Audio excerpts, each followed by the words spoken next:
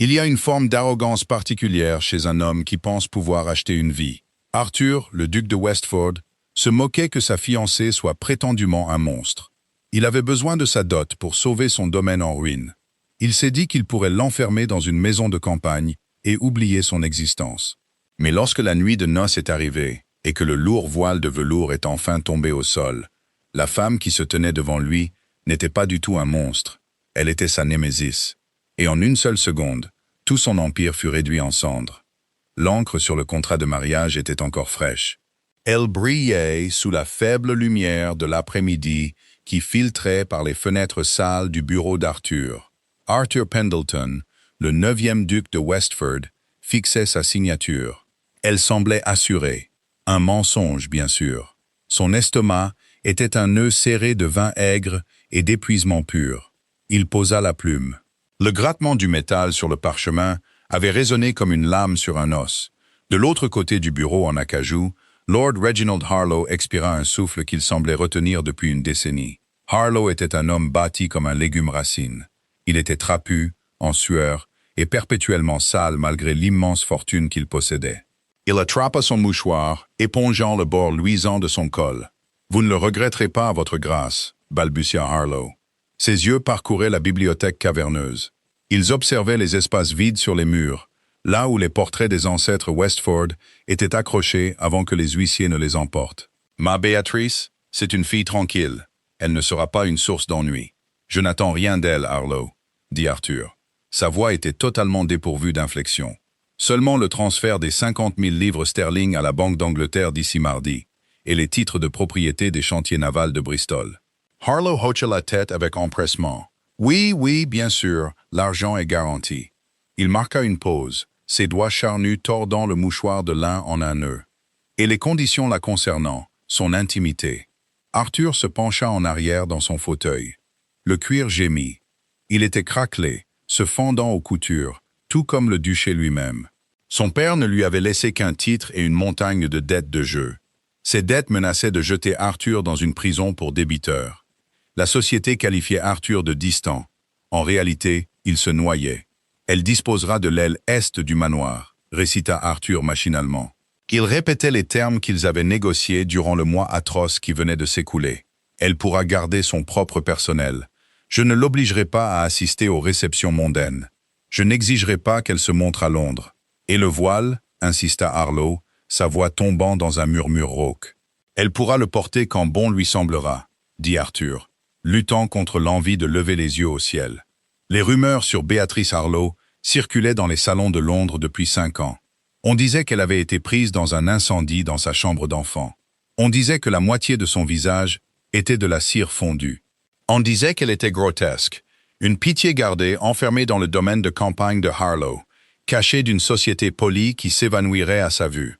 D'autres murmures prétendaient qu'il s'agissait d'une maladie dégénérative, ou qu'elle était née avec les traits d'une bête.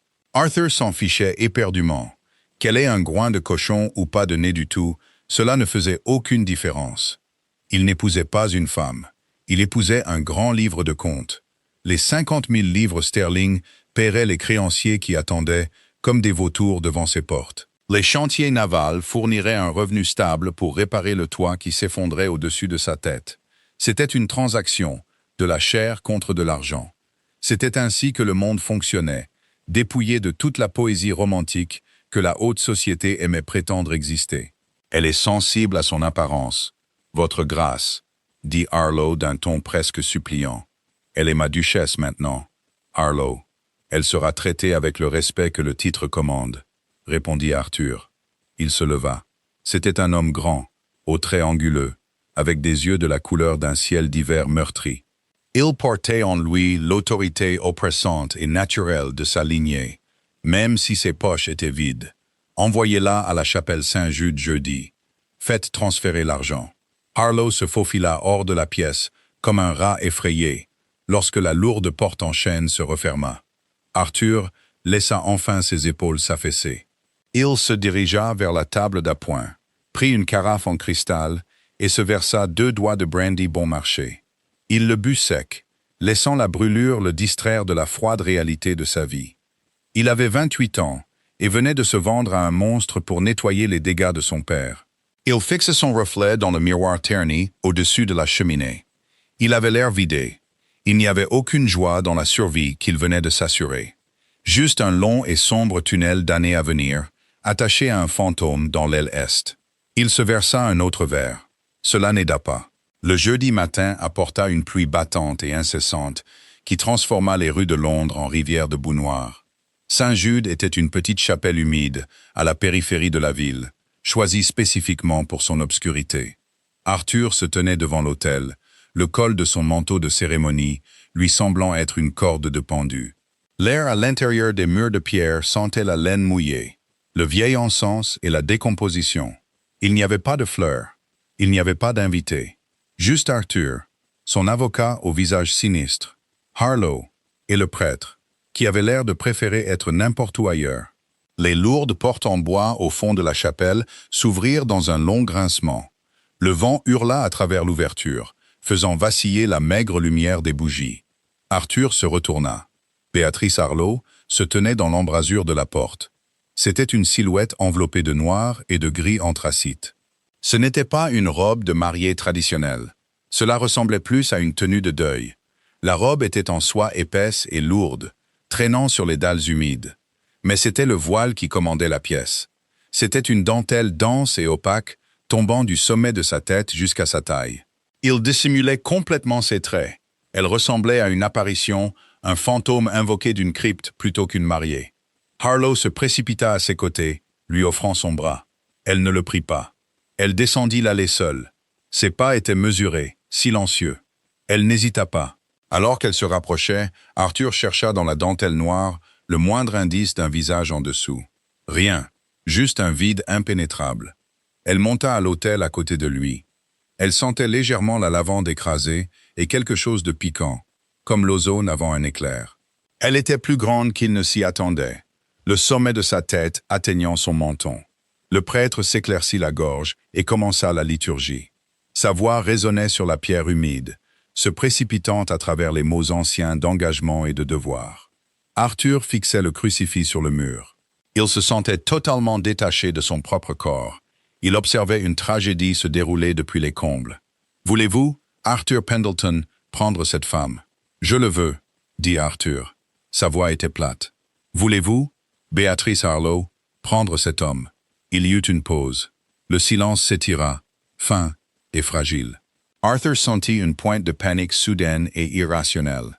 Et si elle disait non? Et si l'argent disparaissait? Il tourna légèrement la tête, regardant le voile noir. « Je le veux, » dit-elle. Sa voix le frappa comme un coup physique.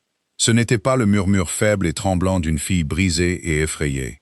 C'était une voix basse, douce, et empreinte d'une certitude absolue. On aurait dit du velours enroulé autour d'une lame. Arthur cligna des yeux, déstabilisé. Avant qu'il ne puisse réagir, le prêtre demandait l'anneau. Arthur tendit la main. Dessous les plis de sa manche en soie grise, elle étendit sa main. Elle portait des gants, en cuir de chevreau noir et épais. Bien sûr, aucune peau ne devait être visible. Il glissa la lourde alliance en or sur le cuir de son annulaire. C'était absurde. Une pantomime de mariage. Je vous déclare mari et femme. Il n'y eut pas de baiser. Harlow l'avait strictement interdit dans le contrat, une clause qu'Arthur avait acceptée avec joie. Ils redescendirent l'allée en silence. La calèche attendait dehors sous la pluie battante. Arthur l'aida à monter dans l'intérieur sombre, la suivit et ferma la porte pour se protéger de la tempête. La calèche s'ébranla, commençant le long voyage de retour vers le domaine de Westford à la campagne. Ils étaient assis l'un en face de l'autre. Le rythme des roues sur les pavés était le seul son. L'intérieur de la calèche était sombre, la pluie fouettant les vitres. Arthur l'observait. Elle était assise parfaitement immobile, ses mains gantées jointes sur ses genoux. Elle ne tremblait pas, elle ne pleurait pas. Elle était parfaitement, étrangement immobile. « Vous n'avez pas besoin d'avoir peur, » dit finalement Arthur, brisant le silence. Il pensait être gentil. Il pensait jouer le rôle du Seigneur bienveillant. « Je suis un homme de parole. Votre père et moi nous sommes mis d'accord sur les termes. Vous aurez votre sanctuaire. » La tête voilée s'inclina légèrement. « Mon sanctuaire ?» Il y avait encore cette voix, basse, moqueuse. Non, pas moqueuse, dédaigneuse. « Oui, dit Arthur en fronçant les sourcils. Vous ne serez pas forcé d'être en ma compagnie. J'ai ma vie. Vous aurez la vôtre. Nous n'aurons qu'à nous supporter occasionnellement pour sauver les apparences devant le personnel. Quelle merveilleuse modernité de votre part, votre grâce, murmura-t-elle. La mâchoire d'Arthur se serra. Il n'avait pas l'habitude qu'on lui parle avec un sarcasme aussi sec, surtout pas par une femme qui avait été enfermée dans une cave pendant 5 ans. J'essaye de rendre cela acceptable pour nous deux. Madame, je suis bien conscient de votre état. Vous n'avez pas besoin de vous cacher de peur dans ma maison. Mon état, répéta-t-elle. Elle tourna la tête vers la fenêtre, regardant le flou de la pluie. Dites-moi, Arthur, quand vous avez signé le contrat, m'imaginiez-vous comme une grande brûlée ou une lépreuse? Arthur se figea. Je vous ai imaginé comme 50 000 livres sterling et un chantier naval. Un petit rire sombre s'échappa de derrière la dentelle. L'honnêteté. Quelle fraîcheur. Espérons que vous maintiendrez cette honnêteté lorsque la calèche s'arrêtera. Elle ne prononça plus un mot pendant le reste du voyage de 3 heures. Arthur resta assis dans l'obscurité grandissante, un profond malaise primal s'installant dans sa poitrine. La transaction était terminée, mais pour la première fois, il se demanda qui avait vraiment acheté qui. Le domaine de Westford se dressait dans l'obscurité, une bête massive et tentaculaire de pierre et de lierre. La moitié des fenêtres étaient sombres, témoignant des ailes fermées et du manque de domestiques. Arthur escorta Béatrice jusqu'au grand escalier. Leurs pas résonnaient bruyamment dans le hall caverneux et non meublé. Il la conduisit à la suite principale. Le feu avait été allumé par la gouvernante, projetant de longues ombres vacillantes sur le papier peint en damas délavé. Arthur ferma la porte derrière eux. Le clic de la serrure sembla permanent. Finalement, « Vos malles sont arrivés hier », dit Arthur, désignant un coin de la pièce. « La porte communicante mène à vos appartements privés. Vous pouvez vous retirer quand vous le souhaitez. » Béatrice se tenait au centre de la pièce. Le voile noir obscurcissait toujours son visage. Elle retira lentement ses gants de cuir, doigt par doigt. Elle les laissa tomber sur une table d'appoint. Ses mains étaient pâles, aux longs doigts, sans défaut. Il n'y avait pas de cicatrice. Arthur se dirigea vers le meuble à liqueur. Il avait désespérément besoin d'un verre. Il versa 2 verres de scotch. Il ne lui demanda pas si elle en voulait un. Il le posa simplement sur la table près d'elle. « Je serai direct », dit Arthur, lui tournant le dos en prenant une gorgée de son propre verre. « Le contrat stipule un héritier. Je ne souhaite pas vous presser.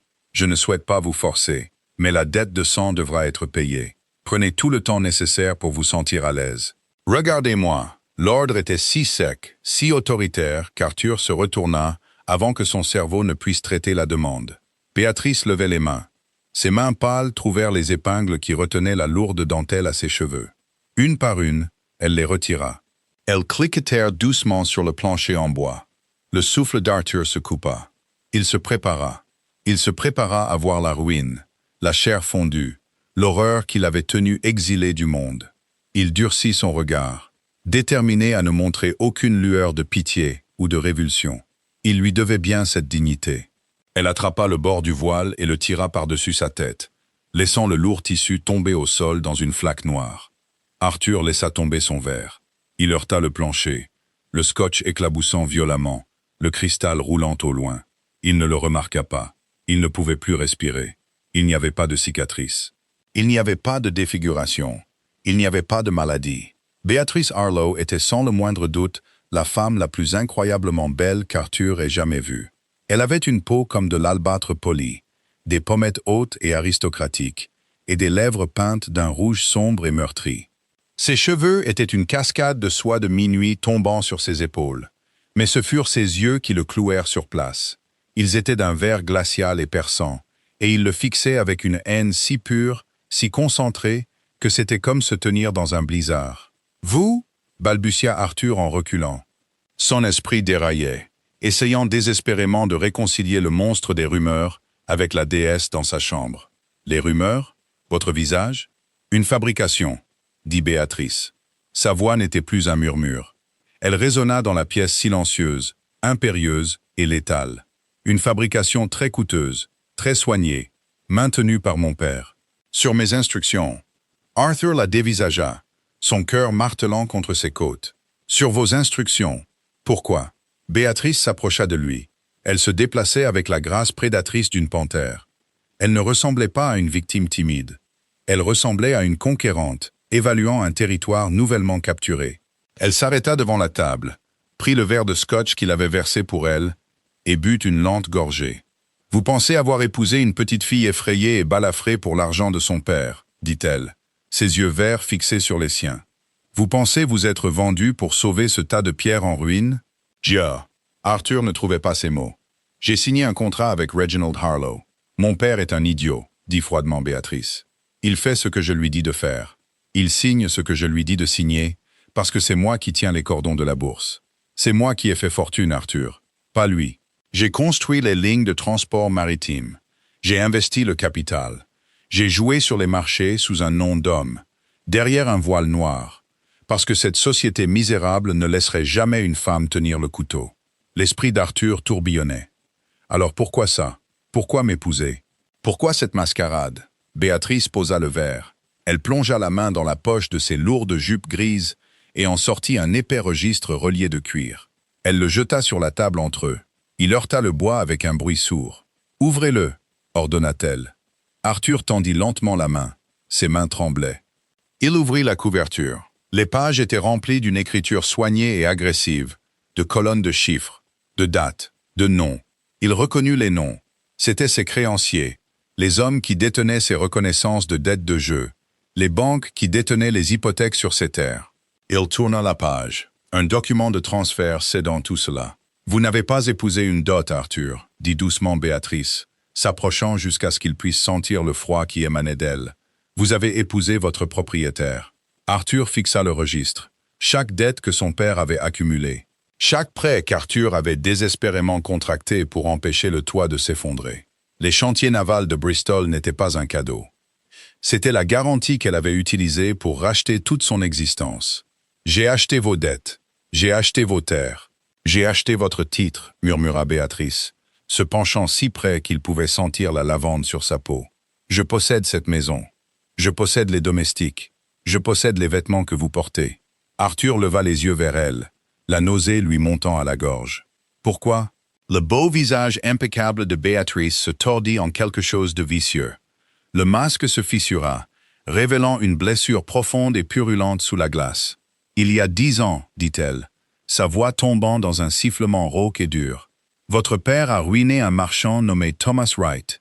Il l'a dépouillé de ses brevets, lui a volé ses navires, et l'a conduit dans une prison pour débiteurs, où il est mort du typhus. » Arthur sentit le sang se retirer de son visage.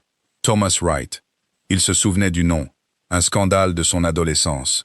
Son père avait écrasé un rival sans pitié. « Reginald Harlow est mon beau-père, » dit Béatrice. « Mon vrai nom est Béatrice Wright. Et j'ai passé les 10 dernières années à me transformer en monstre dans l'ombre, rassemblant chaque pièce d'or que je pouvais trouver, juste pour pouvoir me tenir dans cette pièce et vous regarder dans les yeux quand je vous prendrai tout. » Arthur ne pouvait pas parler. Le sol semblait avoir disparu sous ses pieds. Le monde cynique et détaché qu'il pensait comprendre venait d'être violemment brisé. « Vous pensiez pouvoir acheter une vie en enfermant une fille laide dans l'aile est, » dit Béatrice en reculant. Elle le regarda avec un dégoût absolu. « Mais c'est vous qui êtes dans la cage maintenant, votre grâce, et je vais vous faire saigner pour chaque chose que votre famille a prise à la mienne. » Elle se tourna et se dirigea vers la porte communicante. « Profitez de votre nuit de noces, » lança-t-elle par-dessus son épaule en entrant dans ses appartements privés. La porte claqua. La serrure s'enclencha avec un clic fort et fatal. Arthur Pendleton se tenait seul dans la lumière vacillante du feu, fixant le registre qui contenait sa ruine totale, réalisant que sa vie ne s'était pas seulement effondrée. Elle avait été systématiquement démantelée par un fantôme. Le matin n'arriva pas avec la douce avancée de la lumière du soleil, mais avec le fracas brutal d'un seau à charbon. Arthur était allongé sur le couvre-lit en velours, portant toujours son pantalon de cérémonie et une chemise en lin froissé. Il n'avait pas dormi. Il avait passé la nuit à fixer le plafond, attendant de se réveiller d'un rêve fiévreux. Sa tête battait d'une douleur sourde et rythmée, le scotch bon marché agissant comme un piètre anesthésique pour la démolition absolue de sa réalité. Il balança ses jambes sur le bord du lit. Le plancher était glacial. Il regarda la porte communicante. Elle restait fermement fermée. Il devait voir son avocat. Il devait trouver une faille. Il n'y avait aucun précédent pour cela. Une femme, une roturière. achetant secrètement un duché et tenant son mari en otage par la ruine financière. C'était de la folie. C'était juridiquement douteux. Ça devait l'être. Arthur se lava le visage à l'eau froide de la bassine, enfila une robe de chambre et descendit le grand escalier. La maison, habituellement un tombeau de poussière et de silence, était étrangement bruyante. Le bruit du balayage, l'odeur de cire d'abeilles fraîches. Il tourna au coin vers son bureau, le dernier bastion de son autorité. La porte était entr'ouverte. Il la poussa. Les mots moururent dans sa gorge. Béatrice était assise à son bureau en acajou. Elle portait une robe sur mesure d'un vert forêt profond, entièrement sans ornement, sévèrement pratique. Ses cheveux sombres étaient relevés en un chignon impitoyable. Elle tenait une plume à la main, la pointe grattant vivement sur une épaisse pile de factures. En face d'elle, tordant nerveusement sa casquette, se tenait M. Higgins, le régisseur du domaine, qui s'était moqué de l'incapacité d'Arthur à le payer 3 jours plus tôt. Les champs du Sud nécessitent un meilleur drainage avant que nous tentions de planter le blé d'hiver, disait Béatrice, son ton vif et totalement dépourvu du ton moqueur qu'elle avait utilisé la nuit précédente. Engagez 12 hommes du coin, payez-les 1 shilling par jour, pas le demi-shilling pour lequel vous les exploitez. Ed Higgins, oui, votre grâce, balbutia Higgins, les yeux écarquillés. Si je découvre que vous avez encore détourné les ventes de bois, comme le suggère votre registre de 1823, je vous ferai déporter en Nouvelle-Galles du Sud. Suis-je clair? Higgins prit une spectaculaire teinte de gris. Parfaitement clair, votre grâce. Vous pouvez disposer. Higgins faillit tomber en se précipitant hors de la porte, se faufilant devant Arthur sans offrir sa révérence convenue. Arthur entra complètement dans la pièce.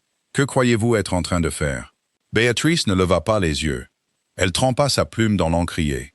Je gère ma propriété. Votre père a géré ce domaine comme un ivrogne à une table de roulette. Il me faudra 3 ans juste pour stabiliser la rotation des cultures. Vous n'avez aucun droit, lança Arthur en s'approchant du bureau. Vous détenez peut-être les dettes, Béatrice, mais je suis le duc de Westford. C'est ma terre, c'est ma maison. Elle le regarda enfin. Ses yeux verts étaient plats, l'évaluant comme un boucher évalue un morceau de viande coriace. Vous êtes une figure de proue, déclara-t-elle simplement. Une signature sur un morceau de papier. La seule raison pour laquelle je n'ai pas saisi ce manoir en ruine et ne vous ai pas jeté dans la prison de Fleet, c'est parce que la société exige qu'un duc soit assis en bout de table pour légitimer la richesse. Vous êtes un ornement, Arthur. Rien de plus. Le renvoi désinvolte le piqua plus qu'une gifle. Arthur appuya ses mains sur le bureau, se penchant jusqu'à ce qu'il soit à quelques centimètres de son visage. Je vous traînerai devant la chancellerie. Je ferai annuler le mariage. Je dénoncerai la fraude de votre père. Allez-y, l'interrompit Béatrice, sa voix dangereusement calme. Annulez le mariage. Sortez par cette porte. Au moment où vous le ferez, je réclamerai les dettes. Vous serez arrêté pour dette avant d'atteindre Londres. Le nom de Pendleton sera traîné dans la boue. Votre demeure ancestrale sera vendue en pièces détachées. Et vous pourrirez dans une cellule exactement comme mon père l'a fait. Elle soutint son regard sans ciller. L'air entre eux semblait épais, combustible. « Vous pensez avoir un moyen de pression, » murmura-t-elle. « Vous n'avez rien. J'ai bâti ma fortune dans l'ombre, parce que des hommes comme vous pensent que les femmes sont faibles, vaines et stupides. J'ai utilisé votre arrogance comme une arme contre vous. Maintenant, asseyez-vous et taisez-vous, ou faites vos valises et allez en prison. Le choix vous appartient entièrement. » Arthur la dévisagea. Il vit la logique froide et dure dans ses yeux. Elle ne bluffait pas. Elle avait méticuleusement planifié cette exécution pendant une décennie. Il était complètement piégé. Lentement, péniblement, Arthur se releva du bureau. Il se sentit mis à nu, dépouillé de l'armure invisible que son titre lui avait fournie toute sa vie. « J'ai besoin de thé », marmonna-t-il, sa voix à peine reconnaissable. « Dites-le au personnel de cuisine », dit Béatrice, reportant son attention sur le registre. « Ed Arthur, s'il vous plaît. Mettez des vêtements convenables. Les ouvriers arrivent à midi pour réparer le toit, et je ne veux pas que mon mari ait l'air d'un vagabond. » Arthur sortit du bureau. La lourde porte en chêne ne se referma pas derrière lui, mais il eut l'impression qu'un coffre-fort venait d'être scellé. 4 semaines passèrent. Le domaine de Westford, auparavant un cadavre en décomposition, fut soudainement ramené à la vie par une injection massive de capitaux de Béatrice. Le toit qui fuyait dans l'aile ouest fut enlevé et remplacé. Les jardins envahis par la végétation furent taillés pour retrouver une allure soignée. Les écuries, vides depuis 2 ans, se remplirent soudain de hanovriens de pure race. Des chariots de livraison arrivaient quotidiennement de Londres, déchargeant de l'argenterie neuve, du linge frais et du matériel agricole moderne. Et Arthur errait au milieu de tout cela comme un fantôme. Il était devenu un spectateur de sa propre vie. Les domestiques, reconnaissant immédiatement d'où provenaient le pouvoir et l'argent, l'ignoraient complètement. Si Arthur demandait qu'on selle un cheval, le palefrenier cherchait un signe d'approbation de Béatrice. Si Arthur suggérait un changement au menu du dîner, le cuisinier expliquait poliment que sa grâce avait déjà approuvé les provisions de la semaine. C'était une castration systématique et parfaite de sa fierté. Et pourtant, malgré sa rage bouillonnante, Arthur se surprenait à l'observer. Il la regardait commander des salles remplies de contremaîtres endurcis, parlant avec une autorité qui inspirait un respect immédiat. Il la regardait se pencher sur des plans d'architecte à la lueur des bougies, ses lunettes glissant sur son nez, se frottant les yeux d'épuisement quand elle pensait que personne ne la regardait. Elle était impitoyable, oui, mais elle était brillante. Elle ne se contentait pas d'amasser des richesses. Elle construisait un empire. Elle améliorait la vie des fermiers que son père avait affamés. Elle réparait l'école du village local. Elle était tout ce qu'un duc était censé être, opérant sans faille à l'intérieur de la coquille de son échec. La tension entre eux était une chose vivante, qui respirait. Ils prenaient leur repas ensemble dans la salle à manger caverneuse, aux extrémités opposées d'une table en acajou de 20 pieds de long. Le silence était généralement assourdissant, ponctué seulement par le cliquetis de l'argenterie contre la porcelaine. Un mardi soir pluvieux, le silence se brisa. Arthur repoussa son assiette. Le faisan rôti était excellent.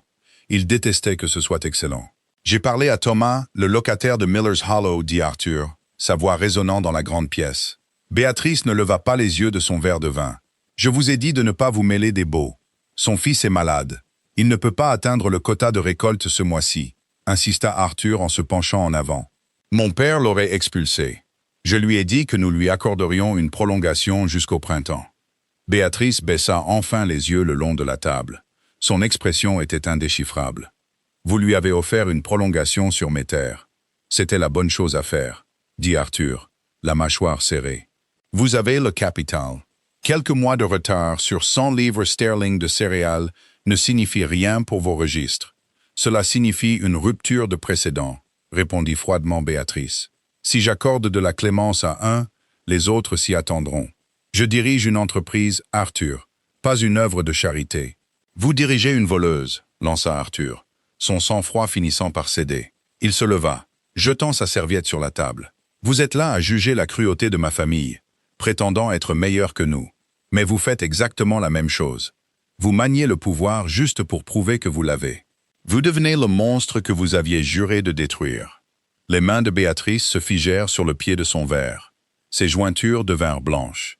Elle se leva lentement. La température de la pièce sembla chuter de 10 degrés. « Ne me comparez jamais à votre père, » dit-elle. Sa voix n'était pas un cri. C'était un sifflement vibrant et mortel. « Pourquoi pas ?» la défia Arthur, s'éloignant de sa chaise, réduisant la distance entre eux. « Il a détruit votre père pour le profit. Vous me détruisez pour la vengeance. Quelle est la différence, Béatrice? Dites-moi la différence. »« C'est que mon père était un homme honnête qui a bâti sa vie de ses propres mains, » souffla-t-elle, la poitrine haletante. « Votre père était un parasite qui volait parce qu'il était trop paresseux pour travailler. Il nous a laissés sans rien. Ma mère est morte de la tuberculose dans une chambre glaciale parce que nous ne pouvions pas nous payer de charbon. J'ai survécu avec des restes du sol du boucher. » Son masque glissait. Le cerveau froid et calculateur avait soudainement disparu, remplacé par une femme à la blessure vive et saignante. Ses yeux brillaient de larmes non versées, son sang-froid immaculé se brisant sous le poids d'une décennie d'agonie refoulée. Arthur s'arrêta, la colère s'écoulant de lui, remplacée par une soudaine douleur creuse dans sa poitrine.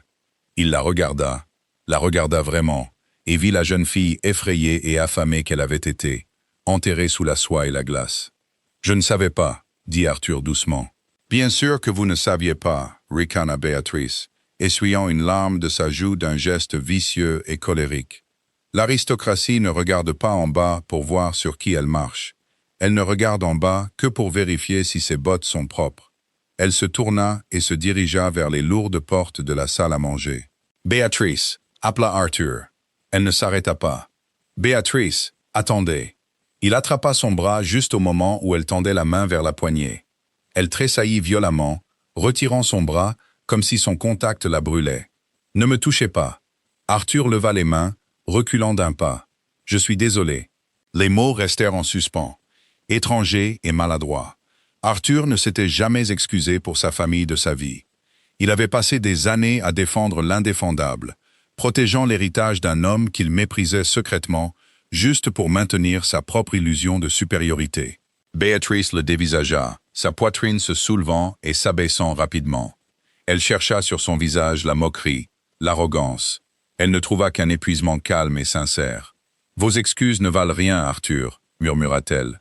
Sa voix était brisée, lasse. « Elles ne peuvent pas ramener les morts. » Elle ouvrit la porte et sortit, laissant Arthur seul dans la grande salle à manger, soudainement très conscient de la lourdeur du silence. La tempête arriva de la côte 3 jours plus tard, apportant avec elle une pluie violente et cinglante qui fit trembler les vitraux de la bibliothèque. Le tonnerre secouait le plancher. Arthur était assis dans un fauteuil en cuir près du feu mourant, un livre non lu posé sur ses genoux. Il était plus de minuit. La maison était entièrement silencieuse. Les domestiques s'étaient retirés dans leur quartier depuis longtemps. De l'autre côté de la pièce, Béatrice était penchée sur le bureau principal. Un seul candélabre illuminait son visage, projetant des ombres profondes et fatiguées sous ses yeux. Elle était là depuis 6 heures, examinant les manifestes d'expédition des chantiers de Bristol. Le grattement rythmé de sa plume était le seul son qui rivalisait avec la tempête. Arthur l'observait. La dynamique entre eux avait changé depuis la dispute dans la salle à manger. Ce n'était pas la paix. C'était un cessez-le-feu, une trêve fragile et hyper consciente, bâtie sur la prise de conscience soudaine qu'ils étaient tous deux prisonniers de l'héritage Westford. Soudain, la plume se cassa. Le son fut sec comme un coup de pistolet. Béatrice jura doucement, laissant tomber les morceaux de bois cassés sur le buvard. Elle se recula du bureau, pressant les talons de ses mains contre ses yeux. Elle laissa échapper une longue expiration rauque qui sembla incroyablement petite dans la pièce caverneuse. Arthur ferma son livre. Il se leva, se dirigea vers le meuble à liqueur et versa 2 verres de scotch. Il les apporta au bureau, en plaçant un doucement près de son coude. C'était le reflet exact de leur nuit de noces, mais sans le venin. Béatrice baissa les mains. Elle regarda le liquide ambré, puis leva les yeux vers lui. Elle avait l'air épuisée. Le chignon sévère à la nuque s'effilochait. Des mèches de cheveux sombres encadraient son visage pâle. « Je n'essaie pas de vous empoisonner », dit doucement Arthur, s'asseyant sur le bord du grand bureau, gardant une distance respectueuse. Béatrice prit le verre. Elle ne dit pas merci, mais elle but une lente gorgée, laissant l'alcool lui brûler la gorge. Les chantiers de Bristol perdent de l'argent, admit-elle. La confession semblait lui être arrachée par la pure fatigue.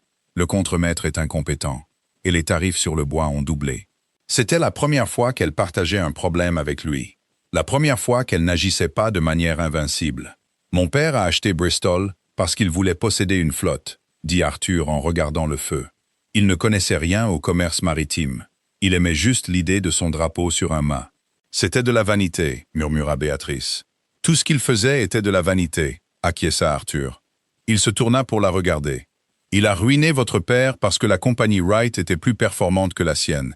Il ne supportait pas d'être battu par un homme qui n'avait pas de titre. » Béatrice serra plus fort son verre. « Pourquoi me dites-vous cela? Parce que vous devez savoir que je ne l'ai jamais défendu, » dit Arthur doucement. « Je savais ce qu'il était. Je le détestais pour ça. Je le détestais de m'avoir laissé cette carcasse pourrissante de domaine, et je me détestais de ne pas savoir comment le réparer. » Béatrice le dévisagea. La lumière vacillante de la bougie capta le vert glacial de ses yeux, mais la glace fondait. « Vous agissez comme si vous ne vous souciez de rien. Un seigneur cynique et détaché jouant la victime. »« C'était de la survie, » répondit Arthur, sa voix tombant dans un murmure rauque. « Si je m'en étais soucié, la honte m'aurait tué.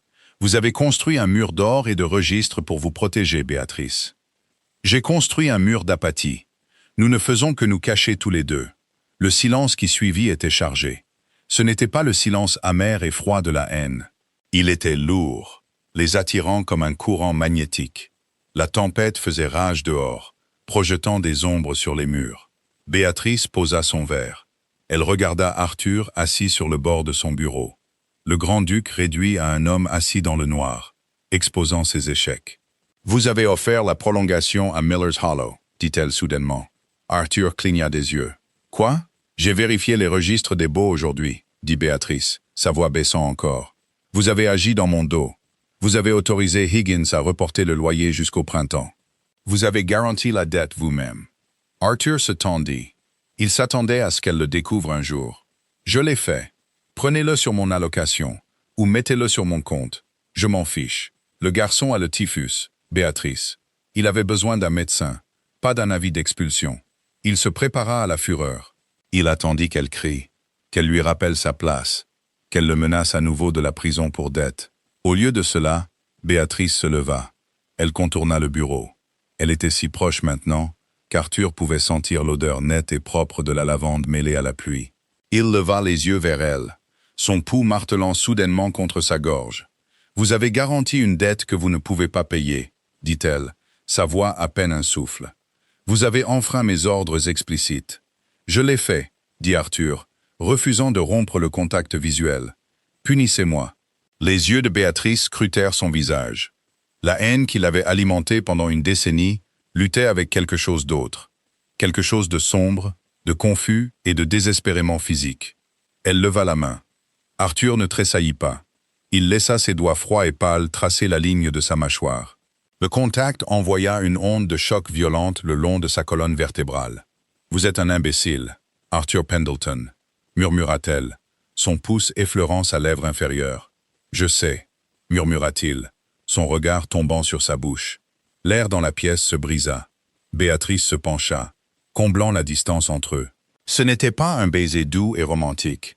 C'était une collision, un choc violent et désespéré de dents et de souffle, alimenté par des semaines de tensions suffocantes et des années de destruction mutuelle. Arthur lui saisit la taille, l'attirant brutalement contre sa poitrine, ses mains s'emmêlant dans le tissu lourd de sa robe pratique. Elle avait le goût du scotch et de la fumée, ses mains agrippant les revers de sa veste, le tirant plus près, s'ancrant à l'homme qu'elle avait juré de détruire. Ils se séparèrent, tous deux respirant lourdement, se regardant dans la faible lumière du feu mourant. Les lignes avaient été irrévocablement brouillées. La guerre n'était pas finie, mais le champ de bataille venait de changer complètement. Le baiser se termina aussi violemment qu'il avait commencé. Béatrice le repoussa. Sa respiration était saccadée, sa poitrine se soulevant et s'abaissant par à-coups vifs et désespérés. Elle passa le dos de sa main sur sa bouche meurtrie, fixant Arthur comme s'il venait de lui planter un couteau entre les côtes. La bibliothèque était d'un silence suffocant, à l'exception de la pluie qui martelait les vitres. « Sortez », murmura-t-elle. Arthur retrouva son équilibre contre le lourd bureau en chêne. Son sang rougissait dans ses oreilles. Il la regarda, la peau rougie de sa gorge, le désordre sauvage de ses cheveux. Il voulait la ramener. Il voulait abattre le reste des murs qu'elle avait passé une décennie à construire. Mais il vit la panique pure et simple dans ses yeux verts. C'était une femme qui comptait sur un contrôle absolu, et elle venait de le perdre complètement. Il ne dit pas un mot. Il hocha lentement la tête, se tourna et sortit de la bibliothèque, laissant la lourde porte légèrement entr'ouverte. Les 3 jours suivants furent une démonstration magistrale d'évitement. Béatrice disparut dans les rouages du domaine. Elle prenait ses repas dans ses appartements privés. Elle quittait la maison avant l'aube pour inspecter les fermes du sud et ne revenait qu'une fois les lampes allumées. Lorsqu'ils se croisaient dans le grand couloir ou le foyer, elle le regardait sans le voir. La glace était revenue, mais elle était fragile maintenant, une fine couche sur une eau vive. Arthur la laissa courir.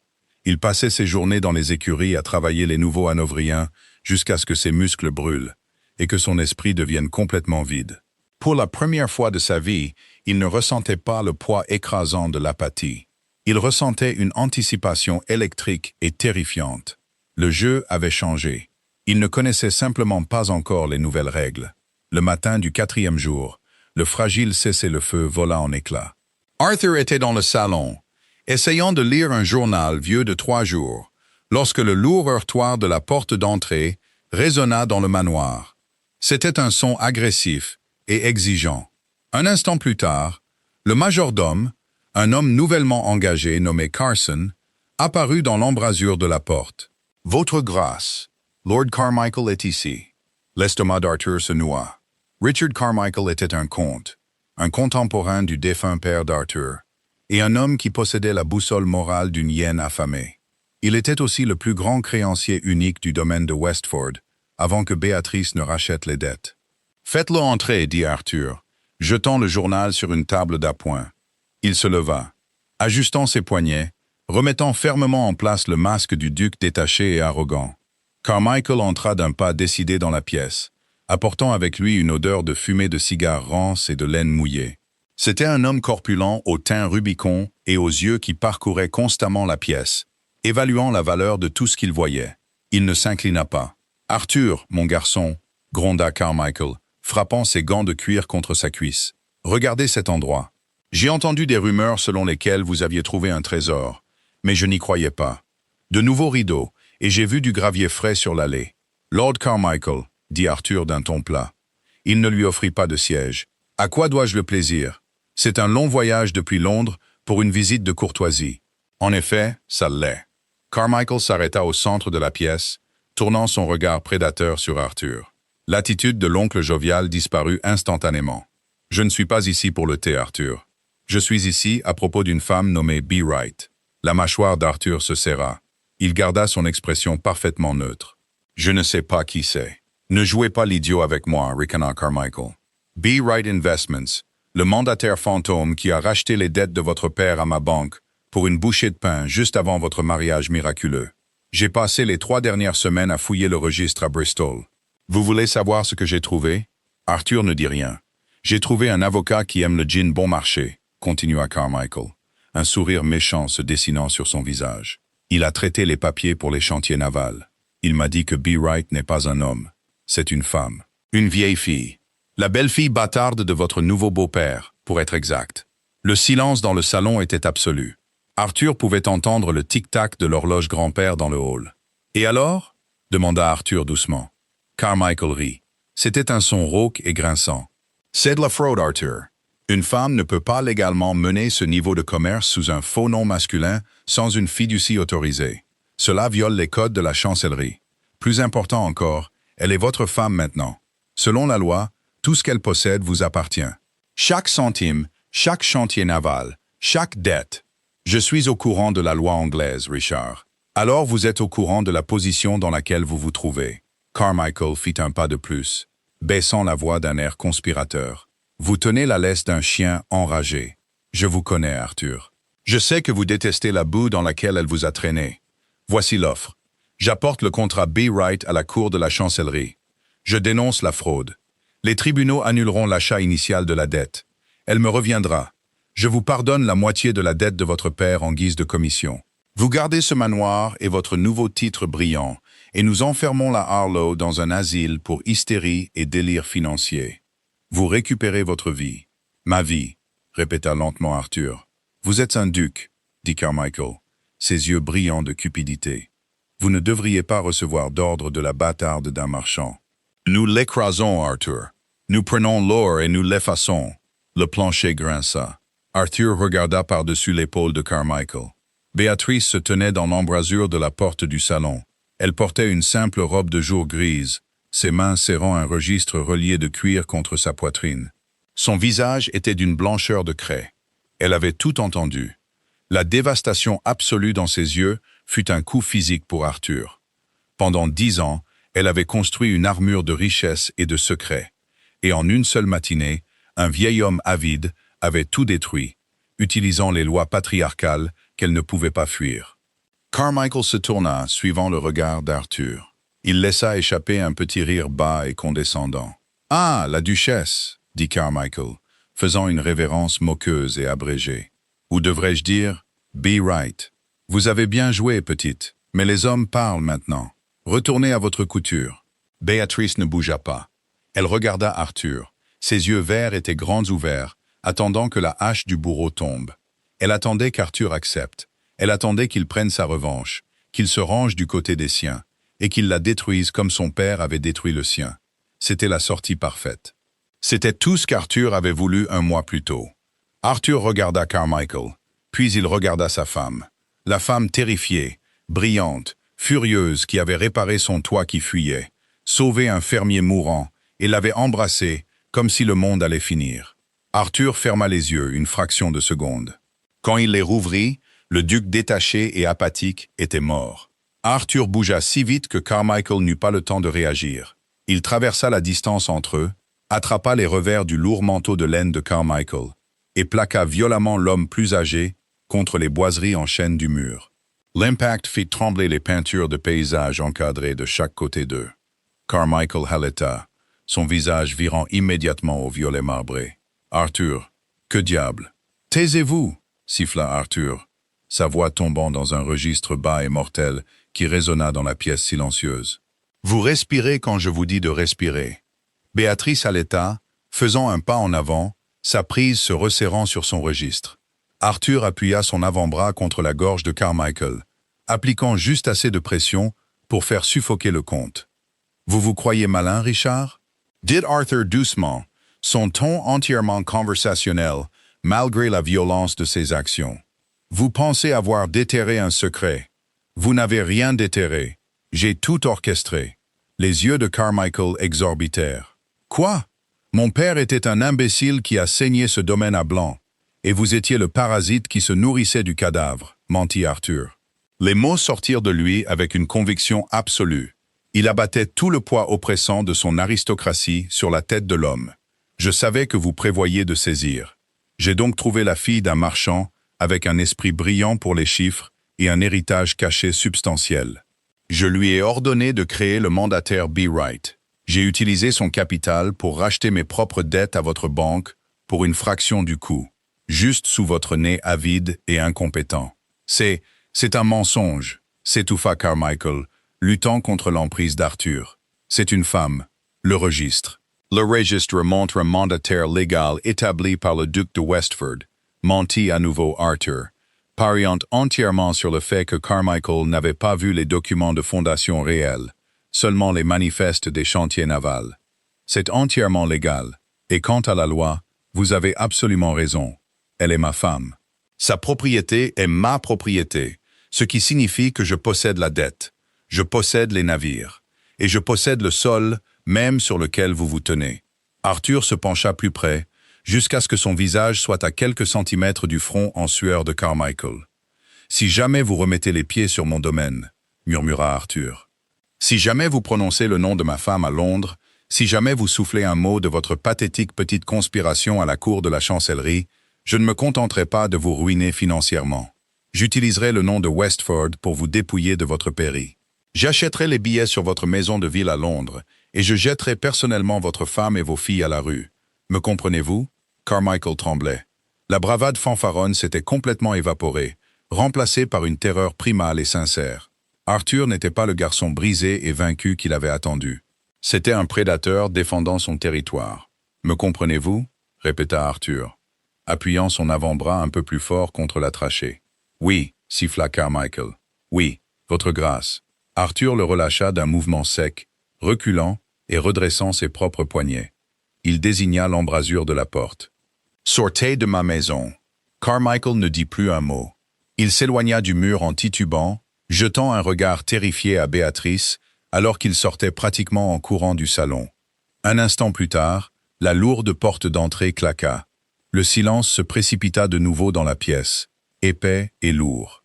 Arthur se tenait au centre du tapis persan, fixant l'embrasure de la porte vide. Ses mains tremblaient légèrement à cause de l'adrénaline résiduelle. Il venait de brûler son seul pont de retour vers la société polie. Il venait de lier définitivement son destin, son titre et son nom à l'empire de Béatrice. Il avait choisi son camp.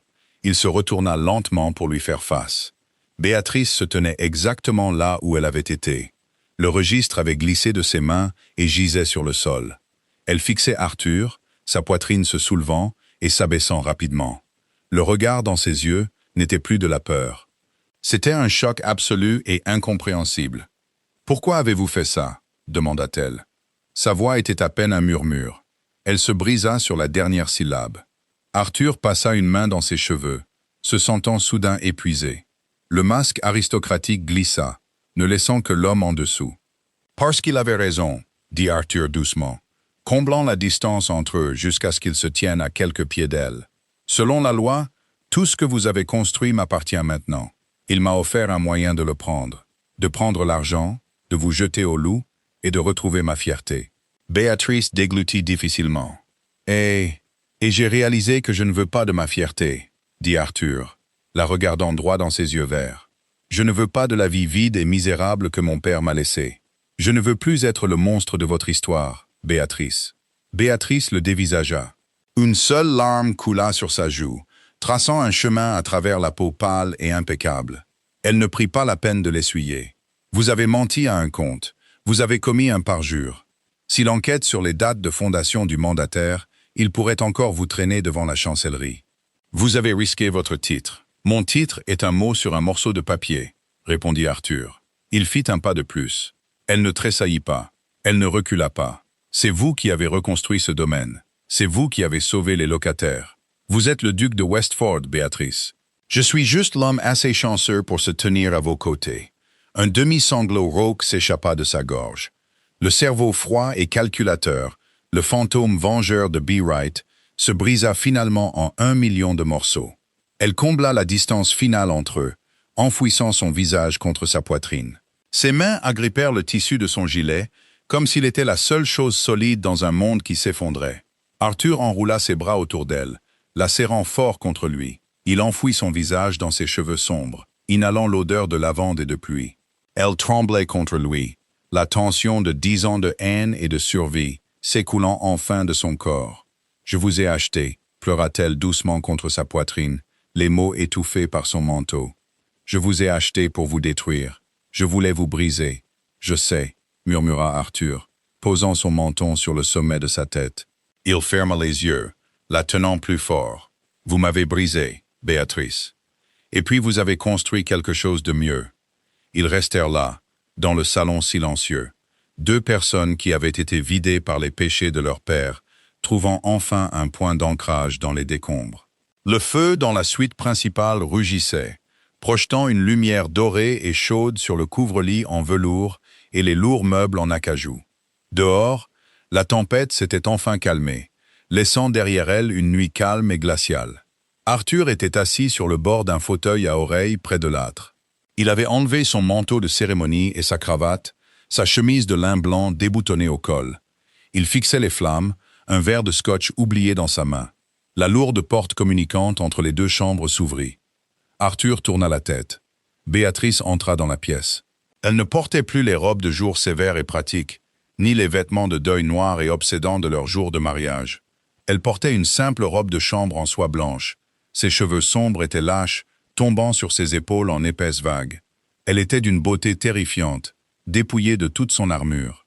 Elle se dirigea vers la cheminée, ses pieds nus ne faisant aucun bruit sur le tapis perçant. Elle ne le regarda pas immédiatement.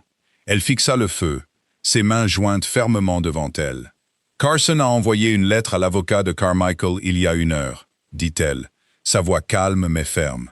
Portant votre sceau, lui interdisant l'accès au comté. Le registre de Bristol a été scellé par un décret ducal. Bien, dit Arthur. Béatrice se tourna enfin pour le regarder. Vous avez protégé mes actifs, mais selon la loi, ils sont toujours à vous. Vous pourriez les prendre demain. Vous pourriez vider les comptes et me laisser sans rien. Arthur posa son verre sur la petite table à côté de lui. Il se leva, la dominant de sa taille, mais il s'assura que sa posture était ouverte, totalement dépourvue de menaces. « Je ne veux pas de votre argent, Béatrice, » dit-il. Elle plongea la main dans la poche de sa robe de soie et en sortit une lourde clé en fer. Elle la lui tendit.